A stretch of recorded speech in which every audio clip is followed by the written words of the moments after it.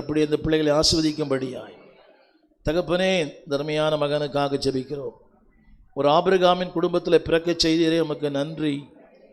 ஆபிரகாமின் சந்ததி என்று அழைக்கப்படுவது உதவி செய்தீரே நன்றி ஆண்டவரே. மகளை கூட ஆசீர்வதிங்க. இதுவரை நடத்தினீர் ஆண்டவரே, தொடர்ந்து நடத்துங்க. ஃபோக்கஸ் நீராக இருக்கட்டும். உமக்கு உண்மையாக இருக்க உதவி செய்யுங்கப்பா ஆண்டவரை. தொடர்ந்து இந்த திருச்சபையில் ஆசீர்வாதமாக, தேசங்களுக்கெல்லாம் ஆசீர்வாதமாக அந்த பிள்ளைகளை ஆசீர்வதியும், இந்த குடும்பங்களை ஆசீர்வதிங்க அப்பா. உங்களிடத்தில் ஒரு சாட்சியுள்ள மகளாய், நல்ல பெண்ணாக, நல்ல மனைவியாக, நல்ல மருமகளாக, திருச்சபைக்கு நல்ல ஒரு ஆசீர்வாதமாக இந்த மகளை மாற்றுங்க. அதே போல் மகனையும் மாற்றுங்க. உன்னதத்தின் ஆசீர்வாதம் இந்த மகன் மேல் இறங்கட்டும். எல்லா நன்மைகளை தாரும். இயேசுவின் நாமத்தில் நல்ல பிதாவே, ஆமேன் ஆமேன்.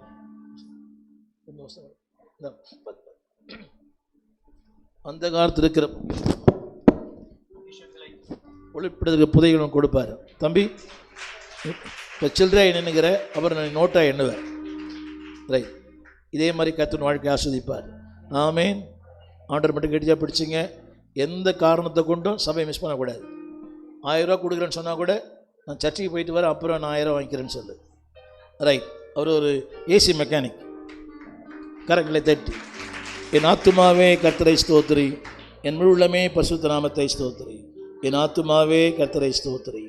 கர்த்தர் செய்த சகல